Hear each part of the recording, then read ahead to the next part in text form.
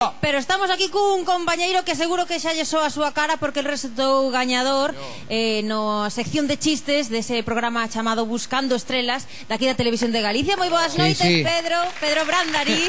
Moi boas, que tal? Un de Oleiros, un da Coruña. Sí, un de Oleiros, efectivamente. Bueno, vivindo en Oleiros por da Coruña, ¿no? Sí. Vai. Bueno, dala. Dala. Contanos un xa. Veña, empezando así xa. Arrancamos. Bueno, pois vou vos contar a historia de Manoliño da Costa Bella, que estaba traballando, pero dixeron, tens que ir 15 días traballar ao País Vasco, a Euskadi. Entón ele foi para lá, pero estando alá colleu unha gripe, un catarro, unha cousa. Dixeron, pois nada, vou á farmacia que me den un Fernandol e venga a vivir, non? Entón, pois, efectivamente, foi ali, bueno, claro, ali, aquí vas a farmacia de Maruja ou de Pepa, ali foi a la farmacia del Pachi.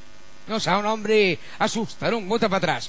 Entón, pois, ali, efectivamente, chegou, abriu a porta. Hombre, que tal, gallego, que tal? Que querías?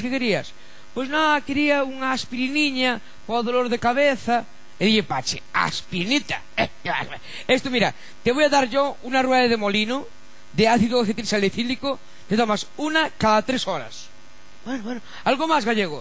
Sí, tamén quería un jarabiño para la tos. Un jarabiño. Mira, te voy a dar estas garrafas de 15 litros de jarabe.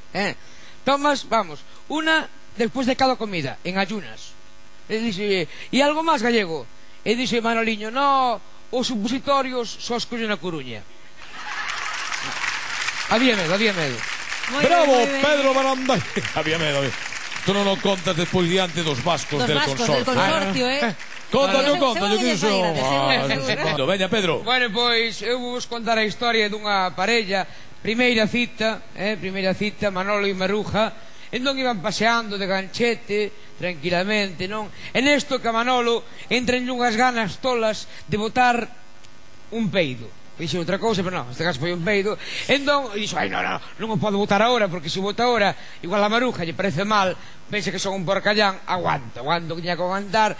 Pero aquel gas iba medrando, e chegou un momento que xa aquelo non podía aguantarse. E dixo el, mira, teño que evacuar, porque senón isto rompe unha tripa e morro aquí, Entón, mira, voto e que sea o que Deus queira. E xusto cando sai ele iba a botar a evacuar aquel gas, iban camiñando pola carretera e viron que ao fondo viña un tráiler destes grandes con as luces, e dixo ele, ai, a miña salvación, porque cando pasa o tráiler co ruido que fai e o descargo que tiña que descargar, e aquí paz e despois gloria. E efectivamente, aguantou, e cando o camión empezou a rebasalos, Manolo, efectivamente, pim, pam, pum, rayos, truenos, centellas, de todo, non?